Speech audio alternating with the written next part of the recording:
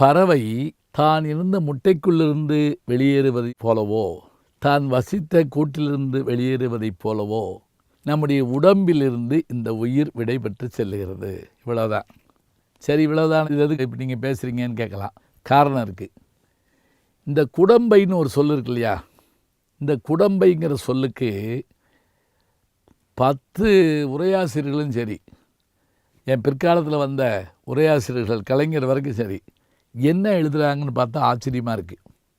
அதாவது இந்த உடம்புக்குள்ளேருந்து உயிர் வெளியில் போனது முட்டைக்குள்ளேருந்து குஞ்சு வெளியே வந்த மாதிரியா ஒரு உதாரணம், கூட்டில் இருந்து பறவை பறந்து போன மாதிரியா, கூடு விட்டு ஆவி போனால் கூடவே வருவதென்ன கேட்குறோம் இல்லையா? அப்போ உடம்பை கூடுங்கிறான், பறவை கூடுங்கிறான். இப்போ என்ன கேள்வி? குடம்பை என்பது முட்டையா கூடா? இதுதான் கேள்வி.